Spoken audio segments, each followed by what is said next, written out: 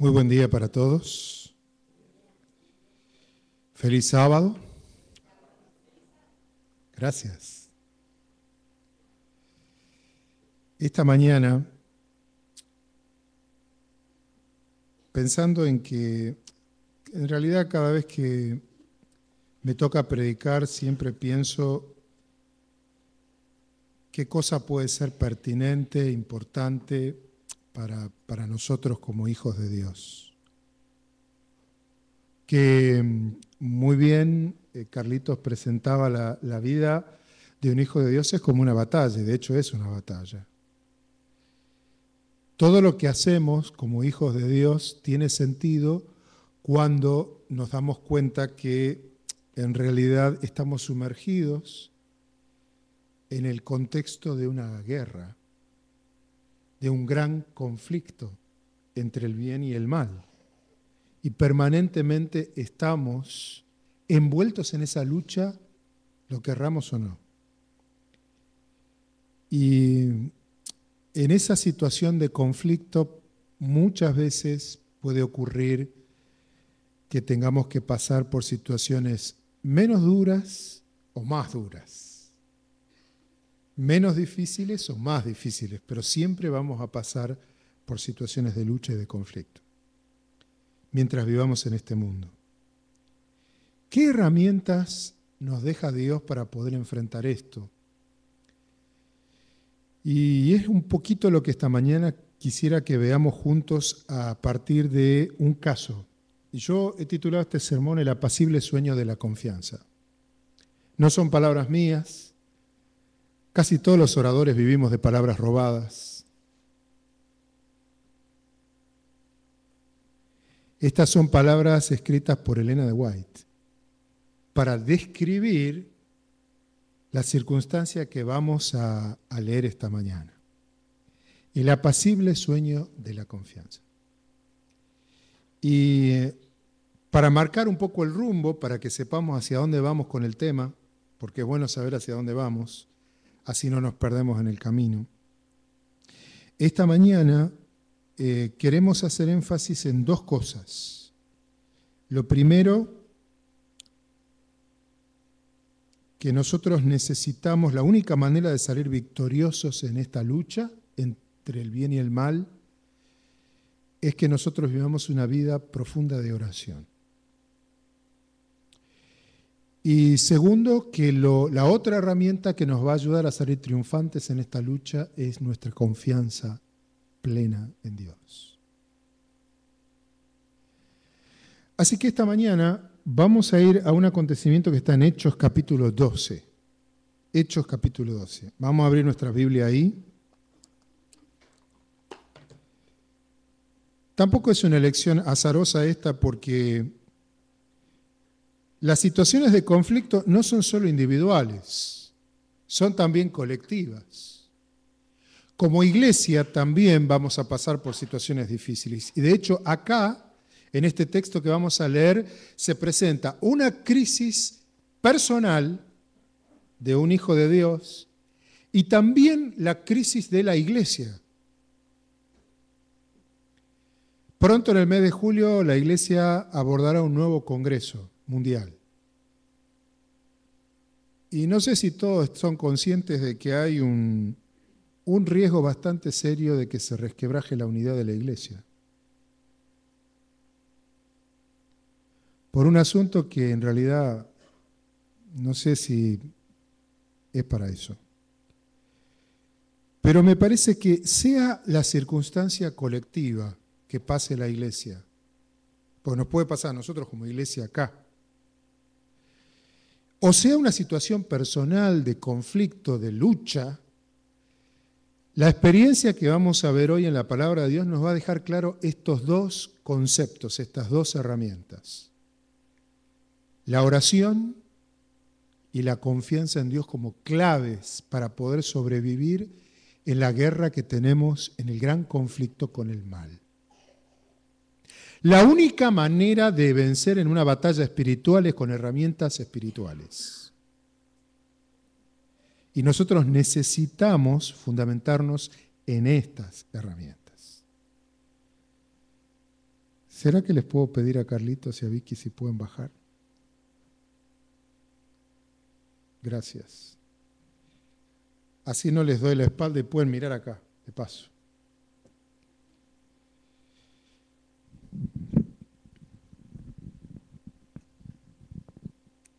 En Hechos capítulo 12 vamos a leer los primeros versículos.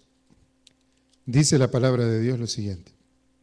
En aquel mismo tiempo, versículo 1, el rey Herodes echó mano a algunos de la iglesia para maltratarlos. Versículo 2, y mató a espada a Jacobo, hermano de Juan. ¿Quién era este Herodes que se menciona acá? ¿Saben ustedes quién era? Este Herodes era Herodes Agripa, no era el Herodes que mandó matar a los niños cuando Jesús nació. Este era nieto de Herodes el Grande. Pero como aquel otro Herodes era un personaje de la misma... Ahí está, de la misma calaña, tal cual. A veces nosotros leemos los textos de la Biblia y los leemos como... Pero resulta que se menciona acá que la iglesia realmente estaba en una crisis. Tengan en cuenta que apenas estábamos en el año 43. Si tenemos en cuenta que Cristo murió más o menos a qué edad? 33. Y ascendió después, ¿verdad? Resucitó y ascendió al cielo. ¿Cuántos años de vida llevaba la iglesia cristiana? Apenas 10 años, como mucho 11. Jesús no tenía la misma relación con todos sus discípulos. Él tenía un grupito más chiquito con el que se relacionaba más íntimamente. Ese grupo más pequeño estaba compuesto por ¿quiénes? ¿Se acuerda? Pedro, Santiago y Juan. Ese grupo de 3, coincidentemente, fueron los que se transformaron una vez que Jesús abandonó esta tierra, se transformaron los líderes de la iglesia. Pedro, Santiago y Juan. El Santiago al que Herodes mató, el Jacobo era este Santiago. No, el del libro de Santiago es otro. Ahora, noten ustedes que Herodes mató a un pilar de la iglesia, a uno de los líderes de la iglesia. Y la iglesia apenas tenía 10 años. ¿Por qué hizo esto Herodes Agripa? Herodes Agripa no era judío, pero él gobernaba sobre 4 regiones, y entre ellas Judea, y en las 4 regiones que gobernaba había judíos. Y Herodes lo que quería era congraciarse. Uno no hace bien en generalizar, ¿no? Pero tenía una típica actitud política. A él no le interesaba la religión judía, pero se hizo adepto de la religión judía para caerle bien a los judíos.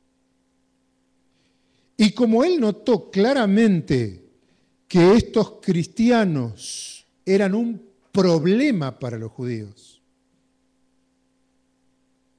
para quedar bien con los judíos, Herodes mandó matar, primero encarcelar y después matar al apóstol Santiago. Uno de los 3 grandes líderes que tenía la iglesia en ese momento. Fue un acto también, y esto lo dice claramente comentando este momento de la iglesia, el espíritu de profecía, Elena de White, en el libro Hechos de los Apóstoles,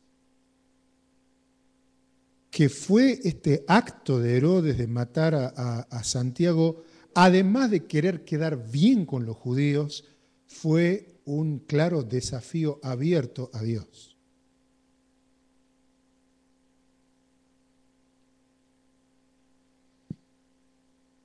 Pero a pesar de que Herodes mandó matar a Santiago, los judíos no estaban contentos, porque la ejecución de Santiago había sido en privado. Herodes mandó matar al apóstol Santiago en la cárcel. Lo mató dentro. Y los judíos querían que para que estos cristianos que molestaban, escarmentaran, les hubiera gustado que esa ejecución hubiese sido pública. O sea que por un lado estaban contentos de que Herodes haya tomado la iniciativa de matar a Santiago, cosa que los líderes judíos no podían hacer. Herodes sí. Herodes era el nuevo Poncio Pilatos.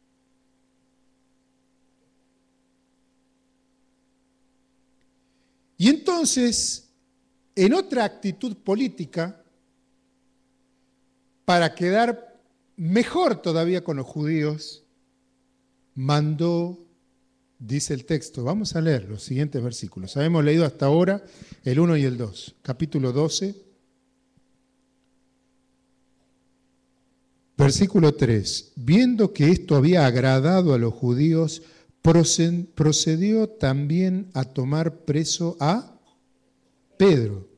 Y eran entonces los días de los panes sin levadura. Y habiéndole tomado preso, le puso en la cárcel, entregándole a 4 grupos de 4 soldados cada uno, para que lo custodiasen, y se proponía sacarlo al pueblo después de la Pascua.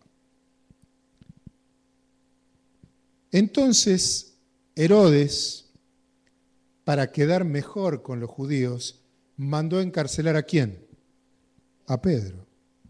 Ya había matado a Santiago, ahora iba por Pedro, después seguía Juan y finalmente todos los cristianos. Ahora, ¿cuántos creen que eran los componentes de la iglesia cristiana en ese momento?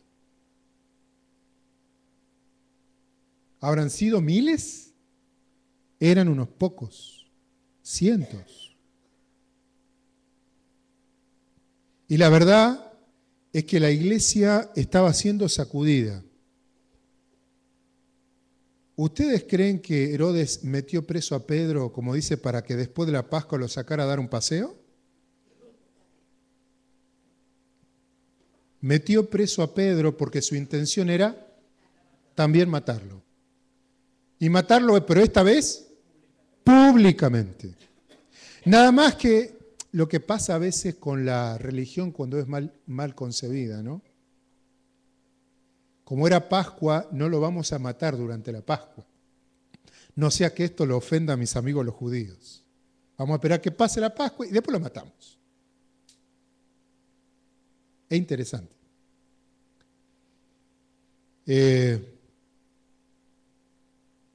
Muchas veces, y esto pasó en vida de Jesús, los líderes religiosos estaban más preocupados por cumplir con las ceremonias, pero pensaban que no era ningún problema maquinar y planificar un asesinato mientras tanto. Cosas tristes que a veces se permiten a algunas personas que profesan la religión. Hay que guardar las formas, no importa si planifica un asesinato. Ahora piensen cómo estaba la iglesia. Piensen en ese pocos cientos de hermanos, en una iglesia que tenía apenas 10 años de vida, 2 líderes, uno muerto y el otro condenado a muerte, 2 de los 3 principales líderes. Era un momento muy delicado. Obviamente, para quien era más delicada la situación todavía era para quién. Porque Pedro era el que había sido metido encarcelado. Es interesante lo que dice el texto que leímos. ¿Cuántos soldados le asignaron? 16 soldados. Es interesante, porque le asignaban una guardia de 4 soldados cada 6 horas. Este era el tratamiento normal que los romanos le daban a los presos políticos. ¿Qué es un preso político? Es alguien que va a parar a la cárcel por sus ideas. Y Pedro era un preso político. ¿Qué es lo peligroso de un preso político? Que pueda esparcir sus ideas. Entonces los romanos, el tratamiento que le daban a los presos políticos era, le asignaban una guardia y esa guardia estaba con el soldado solamente 6 horas. Noten que acá había 4 soldados cada 6 horas para totalizar 16 soldados por día. Y nunca repetían la guardia mientras el preso estuviera vivo. Para que el soldado tuviera el menor contacto posible con el prisionero, porque lo peligroso del prisionero, ¿qué era? Que le transmitiera sus ideas. Normalmente asignaban 2 custodios, pero en el caso de Pedro pusieron 4. Había una guardia de 4 soldados cada 4 horas custodiándolo. 2 soldados estaban unidos a Pedro por un grillete en las manos y en los pies. Es decir, que Pedro no se podía mover sin que los soldados se dieran cuenta, porque estaban unidos por una cadena, soldado con Pedro de una mano, soldado con Pedro de la otra mano. Hasta dormían así. A los soldados que le tocaba la guardia de noche, tenían que dormir con el prisionero de esa manera. Y después había 2 soldados apostados más en la puerta. ¿Por qué Herodes Agripa tomó semejantes precauciones con Pedro? Porque tenía miedo de que se escapara. Ya circulaba en Jerusalén y era bastante conocida la historia de que los discípulos en realidad habían robado el cadáver de Jesús y habían hecho correr la idea de que Jesús había resucitado, pero en realidad ellos habían robado el cadáver de Cristo. Esa era la idea que corría en las calles de Jerusalén sobre Jesús. Y Herodes no quería correr riesgos, así que le puso una guardia tremenda. La verdad que era un momento muy delicado para la iglesia de Dios. ¿Qué pasó? Versículo 5. Capítulo 12 de Hechos. Así que Pedro estaba custodiado en la cárcel, pero la iglesia hacía sin cesar oración a Dios por él. La iglesia oraba, dice otras versiones, insistentemente por él a Dios. La palabra que se traduce sin cesar o insistentemente en griego literalmente significa, ¿qué dice acá? Que de paso el griego, lo cito porque es el idioma en el que se escribió originalmente este libro. Fervorosamente. La iglesia oraba fervorosamente. Dice Elena de White al comentar esto, se daban cuenta de que había llegado a un punto en que sin la ayuda especial de Cristo, la iglesia de Cristo sería destruida. Ellos habían llegado a la conclusión de que si Dios no intervenía, no solo Pedro iba a morir, sino que la iglesia iba a desaparecer. Era un momento realmente difícil. ¿Y qué es lo que hizo la iglesia? ¿Dónde se refugió? ¿Fue a pedir ayuda de algún amigo que trabaja en el poder del Estado? ¿Fue a tratar de conseguir algún buen profesional, el mejor abogado de Jerusalén y pagarle para que lo saquen a Pedro? Lo que hizo la iglesia fue tratar de no apoyarse en armas humanas, porque se dieron cuenta que quien estaba detrás de Herodes era una fuerza muy superior a Herodes. Pero ellos también sabían que quienes estaban detrás de ellos era una fuerza muy superior a ellos. La iglesia entendió que la lucha de los hijos de Dios, como dice el apóstol Pablo, no es contra carne ni sangre. Y eso es algo que el día que nosotros lo captemos de verdad, vamos a entender que el único refugio que tenemos para enfrentar las luchas que el enemigo pone en nuestro camino todos los días es la oración. Porque los hijos de Dios no luchamos contra carne y sangre, no luchamos contra otras personas, no luchamos solamente contra circunstancias de la vida, no luchamos contra las injusticias de la sociedad. Luchamos contra, ¿cómo dice el apóstol Pablo? Contra principados y poderes de las tinieblas. Contra eso no te vale de nada ser amigo del intendente, ni tener un amigo diputado. Contra esos poderes de las tinieblas no te sirve de nada tener muchos recursos materiales. Entonces, si como hijos de Dios queremos obtener victoria en nuestras luchas de todos los días, tenemos que entender a quién estamos enfrentando primero. Para entonces saber con qué armas me tengo que defender. Y si yo sé que estoy luchando no contra personas ni contra circunstancias, sino que estamos luchando contra poderes del mal, entonces el refugio que tengo es la oración. Ahora, esto pasa siempre, ¿no? Cuanto más grande es la crisis, parece que es una relación directamente proporcional. Más fervorosas se vuelven nuestras oraciones, ¿no?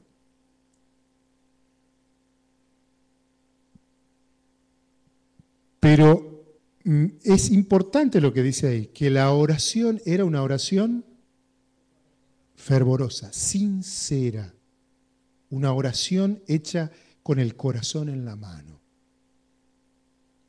No es la oración que yo repito de memoria, no es la oración que digo así rápido solamente para cumplir con el requisito espiritual de orar. Es la oración de quien realmente, como hizo Ana, ¿se acuerdan la historia de Ana, la mamá de Samuel en la Biblia? Que está registrada en 1 de Samuel capítulo 1. Ana dice, yo he derramado mi alma delante de Dios. Eso es lo que hicieron estos hermanos. Porque se daban cuenta de que si Dios no intervenía, no solo Pedro iba a morir, sino que la iglesia iba a ser destruida. Y nosotros no siempre nos damos cuenta contra quién estamos peleando, ni en qué lucha estamos metidos. Si hay algo que necesitamos profundizar como hijos de Dios y como iglesia, es decir, a nivel individual y a nivel colectivo, es la vida de oración. Y la verdad que oramos poco.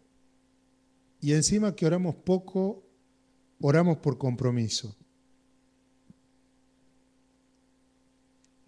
Necesitamos profundizar nuestra experiencia de oración.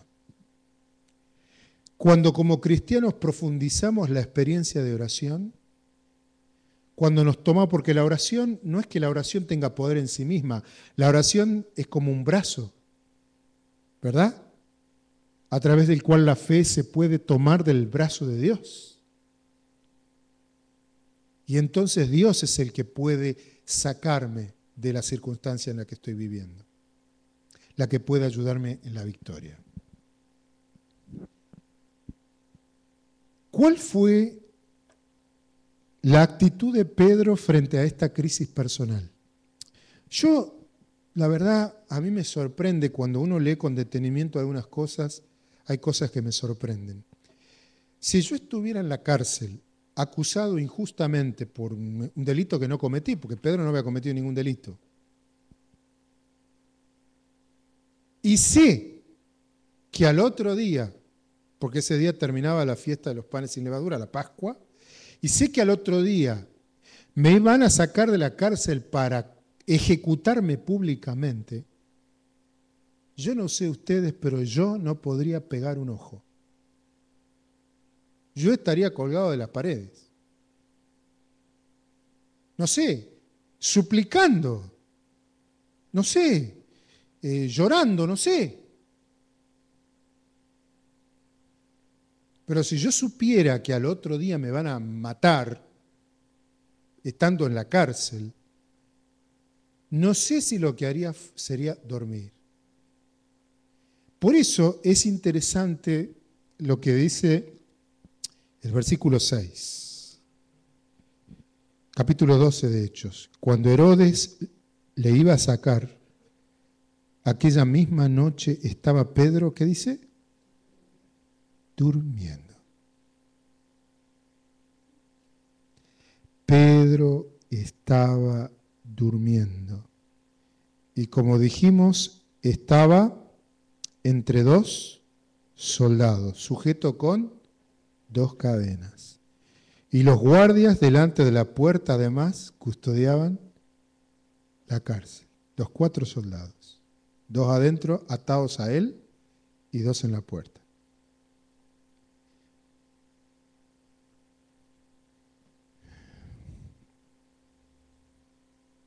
Pedro dormía con custodia. ¿Cómo se puede dormir la noche previa a una ejecución?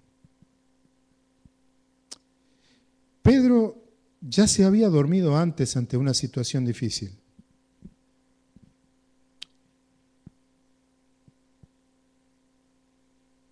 Hay 2 tipos de sueño, el sueño de la confianza y el sueño de la indiferencia.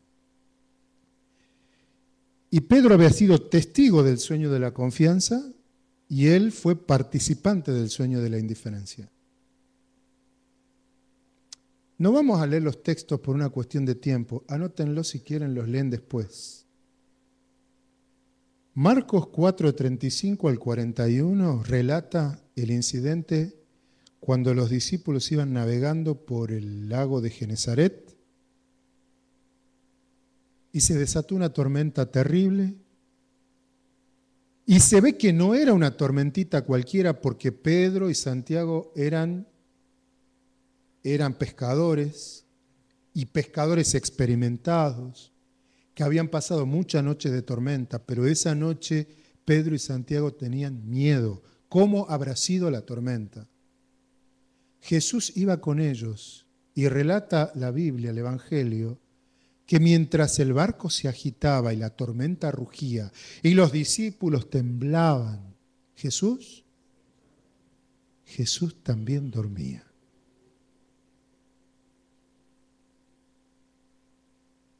Jesús dormía el apacible sueño de la confianza en Dios.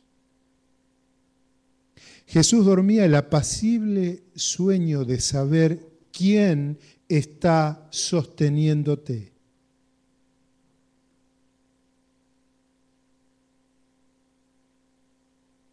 Jesús sabía quién estaba detrás de la tormenta.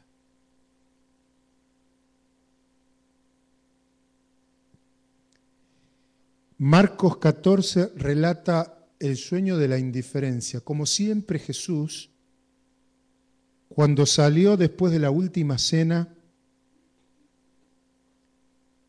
y se fueron al huerto de Getsemaní, Jesús tomó ¿a quiénes? Pedro, Santiago y Juan, y los llevó aparte y les dijo: por favor, muchachos, oren por mí, porque esta noche necesito que oren por mí.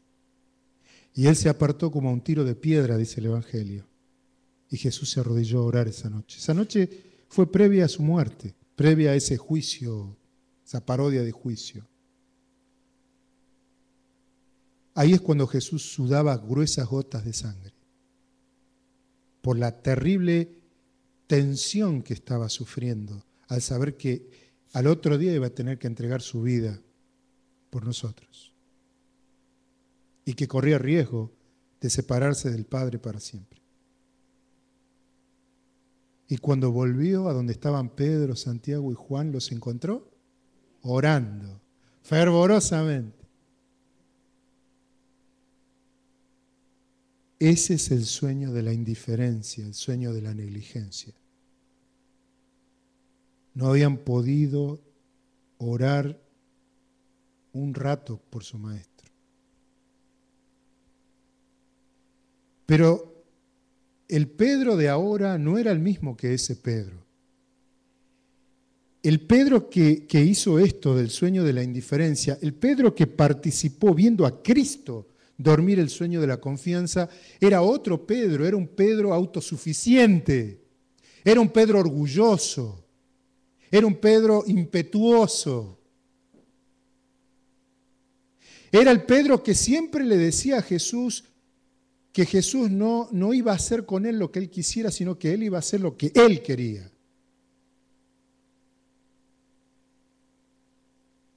Pero Pedro ya había sido transformado y Pedro ya había visto el poder de Dios obrar por medio de él. Pedro sabía en quién confiaba. Pedro fue, ya lo relatan los hechos, el que entrando al templo encontró al paralítico, ¿se acuerdan? Y le dijo, no tengo, vos me pedís plata, pero no tengo oro ni plata, pero lo que tengo te doy. En el nombre del Señor Jesús, levántate y anda. Y Pedro vio con sus ojos cómo el poder de Dios levantaba a ese paralítico. En Hechos 5, Pedro ya había estado en la cárcel. No es la primera vez que a Pedro lo encarcelaban. Pedro ya había visto el poder de Dios porque él, siendo un simple pescador analfabeto, vio cómo, hablando a la multitud, miles se entregaban a Cristo. Para él ese era el mayor milagro del poder de Dios, porque él era un simple pescador analfabeto.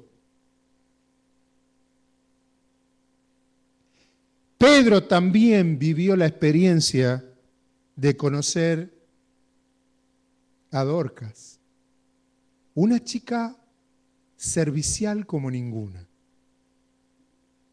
una chica que ayudaba a todo el mundo y la iglesia la quería en la ciudad de Jope donde ella vivía. Y de pronto esta chica se muere y la iglesia estaba muy triste. Y Pedro oró y vio cómo el poder de Dios devolvía la vida a Dorcas. Pedro sabía quién estaba detrás. A veces digo que ser padre me ha enseñado más de teología que la misma facultad de teología. Me ha enseñado más de Dios que la facultad de teología. Cuando mi hija, que ahora tiene 22, era chiquita, vivíamos en Libertador San Martín, en Entre Ríos. Los que conocen Puigeri saben que la mayoría de las casas, por lo menos en el casco antiguo, tienen el patio adelante y la casa está atrás. Y adelante tienen un murito chiquito. Todo abierto, como antes, digamos, ¿no?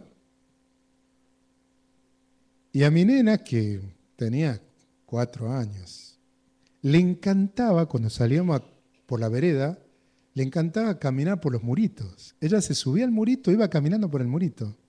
Y cuando llegaba a un lugar que ya no podía, me decía, papá, agárrame, y se tiraba. Y yo tenía que volar como un arquero para sostenerla, para que no se lastime. Pero ella no lo pensaba, ella decía, papá, agárrame, y se tiraba. Porque ella sabía que su papá no iba a dejar que ella se golpee. Ella sabía eso. Me acuerdo una vez, no pude, yo solía llevarla cada vez que podía a la plaza, y en la plaza había un columpio. Y ella era de las que decía, más fuerte, papá. Más fuerte, ¿viste? Más fuerte. Y me acuerdo una vez que yo no estuve, no pude llevarla, la llevó una vecina que tenía una hija más o menos de la edad de ella, y tenía un bebé más chiquito, fueron a la plaza y la llevaron. Y a la noche cuando yo volví le digo, ¿y qué hiciste hoy? Fuimos a la plaza. Dice, ¿con quién fuiste? Fuimos con fulana. ¿Y cómo te fue? ¿Subiste a la hamaca? Sí, dice, pero no fue lo mismo. No, dice, me amaqué despacito nomás porque como vos no estabas detrás.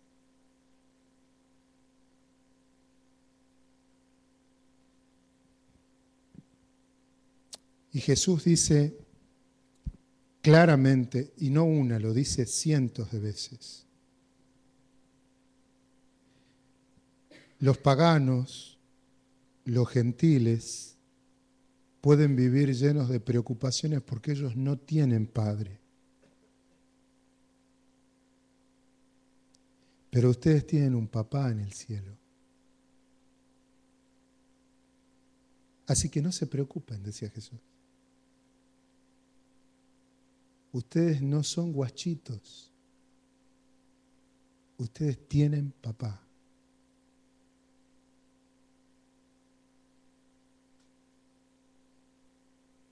Por eso Jesús dormía apaciblemente, aunque la tormenta rugía. Por eso Pedro dormía apaciblemente, aunque sabía que al otro día lo iban a matar.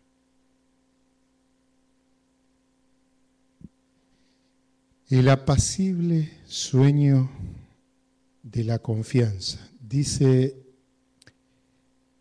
pero la situación extrema, dice Elena de White, del hombre es la oportunidad de ¿quién? Es la oportunidad de Dios. Tal cual.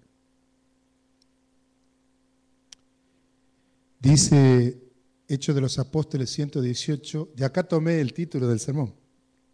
El ángel entra en la celda donde yace Pedro durmiendo. ¿Qué cosa? El apacible sueño de la confianza perfecta en su papá.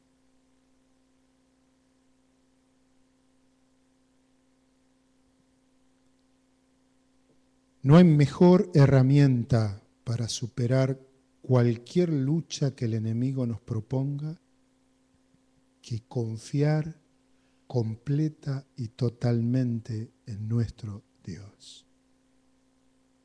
Porque ni siquiera si nos toca pasar por el valle oscuro de la muerte, para Dios eso es un problema.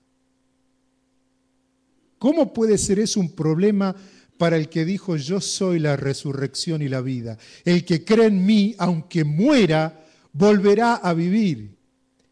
Y el que vive y cree en mí, no va a morir para siempre. ¿Vos creés esto? Decía Jesús. Ni siquiera la muerte es un problema para Dios. Por eso es que Dios nos invita esta mañana a tomar estas dos armas espirituales, estas dos herramientas espirituales, para poder sobrellevar cualquier lucha que el enemigo te proponga. La oración, fervorosa, y la confianza profunda, completa y total en nuestro Dios. Tenemos Padre, tenemos Papá, no estamos solos. Y como decía Jesús, si ustedes siendo malos le saben dar buenas cosas a sus hijos, ¿cuánto más tu papá que está en el cielo no te va a dar lo que vos necesitas? Que no siempre coincide con lo que vos pedís. Dios no te va a dar lo que pedís, te va a dar lo que necesitas. Como hace cualquier buen padre con un hijo. El apacible sueño de la confianza en Dios. Ahora, lo que ocurrió ese día fue tremendo. Dice versículos 7 al 11, y he aquí que se presentó un ángel del Señor. Quisiera ahora mostrarte la tercera herramienta que Dios nos va a dejar acá, o mejor dicho, más que herramienta. Esta es una promesa que Dios te hace para la lucha. He aquí que se presentó un ángel del Señor, versículo 7, y una luz resplandeció en la cárcel. Y tocando a Pedro en el costado lo despertó diciendo, levántate pronto, y las cadenas se le cayeron de las manos. Versículo 8. Le dijo el ángel a Pedro, cíñete, átate las sandalias, y lo hizo así. Y le dijo, envuélvete en tu manto y sígueme. Y saliendo le seguía. Y versículo 9, pero no sabía que era verdad Pedro lo que le hacía el ángel, sino que pensaba que estaba viendo una visión. Versículo 10. Y habiendo pasado la primera y la segunda guardia, llegaron a la puerta de hierro que daba a la misma ciudad, la cual se les abrió por sí misma. Y salidos pasaron una calle y luego el ángel se apartó de él. Entonces Pedro, volviendo en sí, dijo, ahora entiendo verdaderamente que el Señor ha enviado su ángel y me ha librado de la mano de Herodes y de todo lo que el pueblo de los judíos esperaba.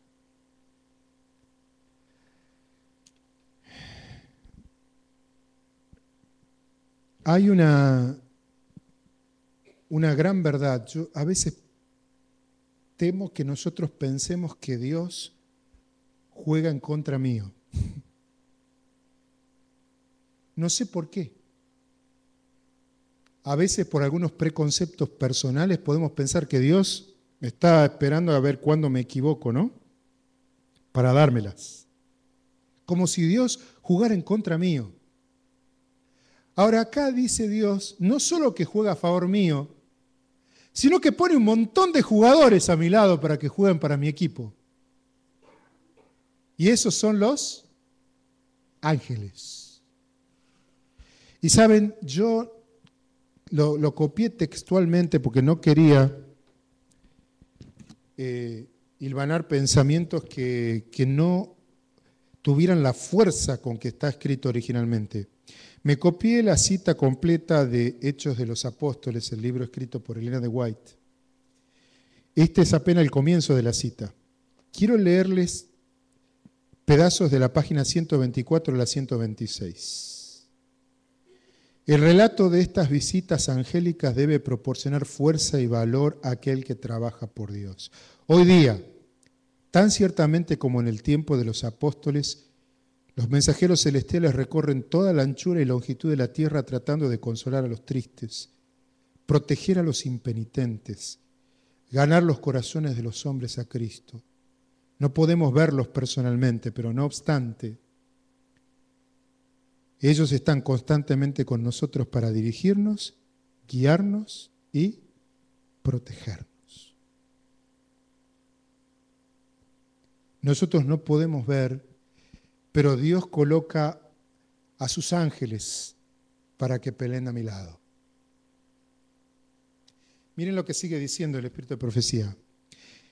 El cielo se acerca a la tierra por una especie de escalera, una escalera mística, cuya base está firmemente plantada en la tierra, mientras que la parte superior llega al trono mismo de Dios. Los ángeles están constantemente subiendo y bajando por esa escalera, llevando las oraciones de los menesterosos, de los angustiados al Padre Celestial, y trayendo bendición, esperanza, valor y ayuda a los hijos de los hombres.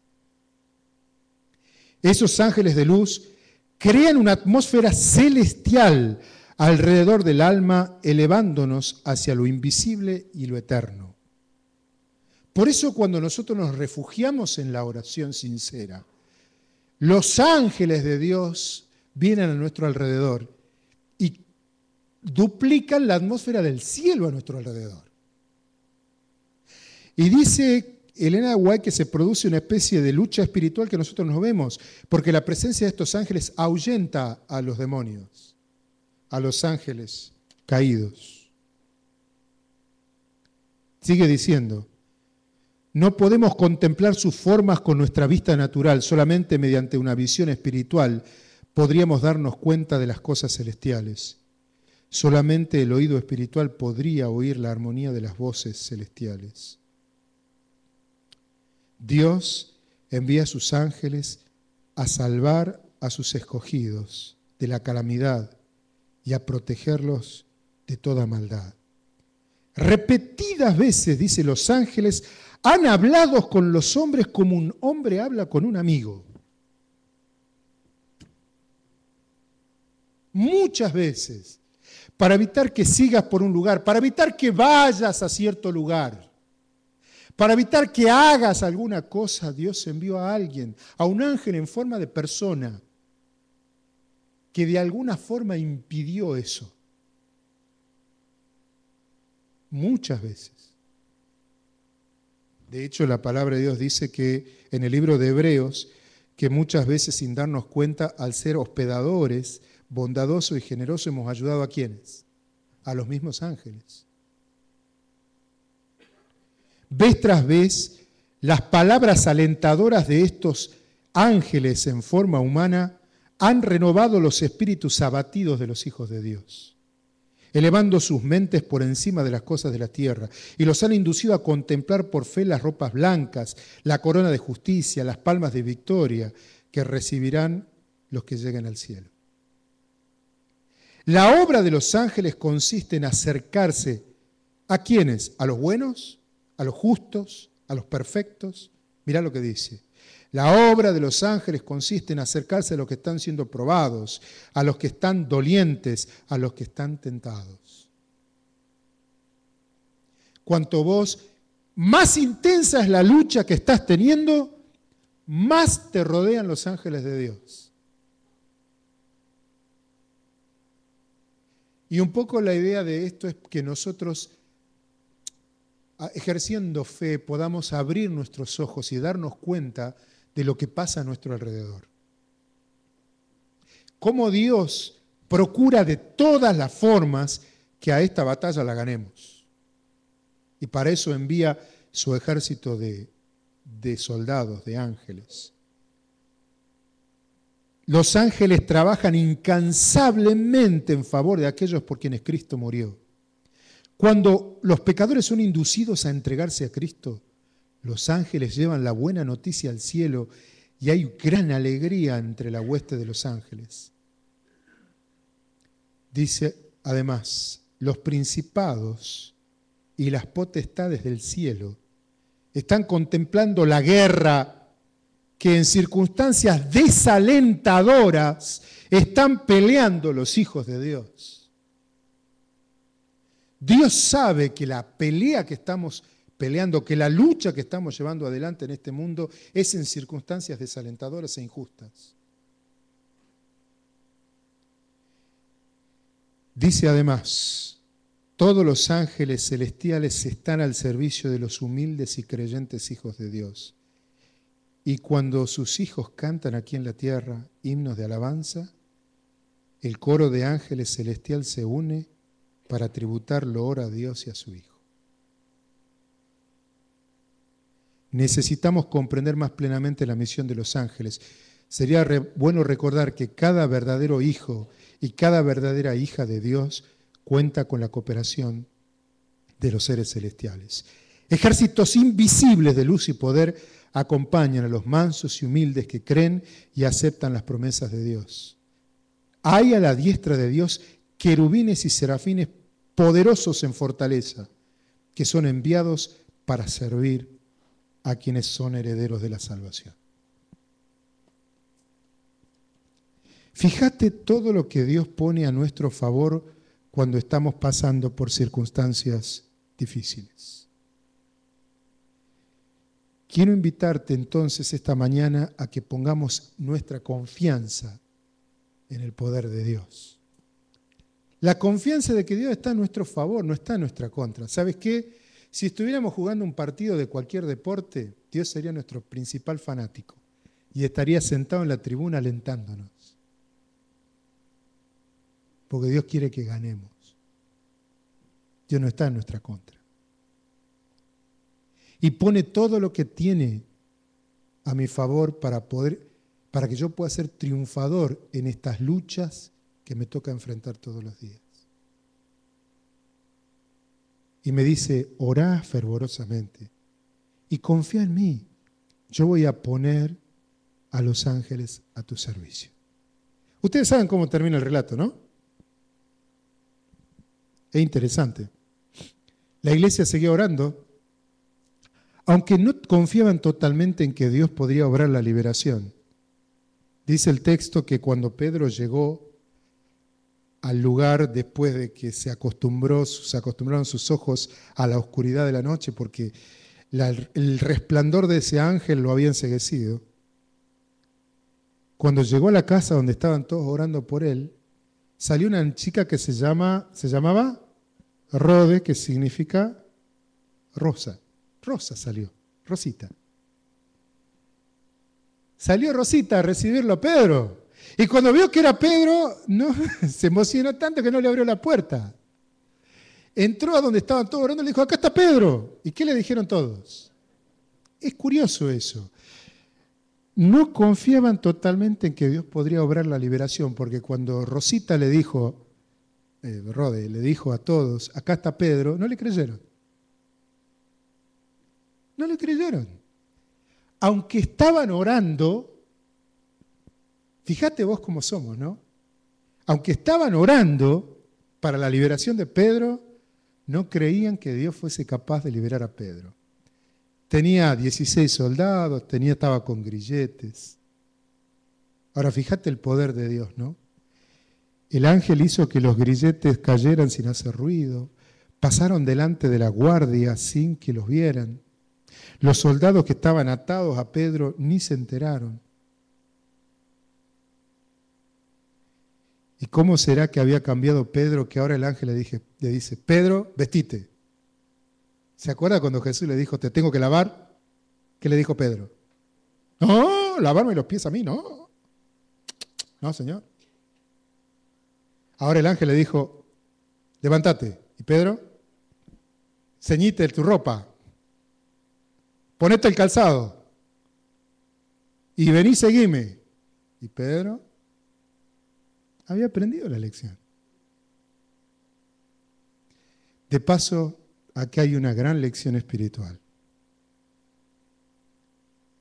Dios podría haber sacado a Pedro directamente sin todo eso. Dios podría haberle puesto la ropa a Pedro, puesto el calzado a Pedro, haberlo sacado volando de ahí. Pero Pedro tenía que él hacer su parte para que Dios haga lo imposible. Así funciona. Yo hago lo que puedo, Dios hace lo imposible. No esperemos que Dios haga todo por mí en esta batalla. Dios me va a ayudar a vencer, pero Dios va a hacer por mí lo que yo no puedo hacer, pero lo que yo sí puedo hacer, lo tengo que hacer. Pedro él sí podía vestirse, ponerse el calzado, ceñirse la ropa y salir caminando detrás del ángel. Él tenía que hacer su parte. Dios se encargó del resto que Pedro no podía hacer. Para vencer en la lucha que estás teniendo tiene que pasar lo mismo. Y tal vez, ¿sabes qué es lo más importante que tenés que hacer? Es tomar decisiones. ¿Hace cuánto que Dios te viene diciendo lo que tenés que hacer? Y vos le estás dando vuelta al asunto. A veces no avanzamos, a veces no vencemos, a veces no salimos adelante porque no estamos dispuestos a hacer lo que nosotros tenemos que hacer. En los grandes milagros, Dios no hace todo. Yo hago mi parte, lo que puedo, Dios hace lo imposible. Siempre es igual. Pero lo cierto es que acá Pedro fue salvado porque tenía ¿qué cosa? Una obra que hacer para Dios en Jerusalén y en Antioquía. ¿Por qué a Santiago no lo salvó y a Pedro sí? Dios sabe, pero Pedro todavía tenía una tarea que hacer. Y cuando Dios te preserva la vida, es porque todavía tiene una misión para vos. Entonces, esta mañana, que Dios nos ayude a ser creyentes de oración perseverante y que el Señor permita que aprendamos a confiar plenamente en el ilimitado poder del cielo para obrar en nuestro favor. Porque Dios es nuestro papá y pone todo lo que tiene, de la misma manera que vos ponés con tus hijos, pone todo lo que tiene y aún lo que no tiene para ayudar a sus hijos. Confiemos siempre en esto, especialmente cuando la tormenta arrecie. Que el Señor nos bendiga ricamente.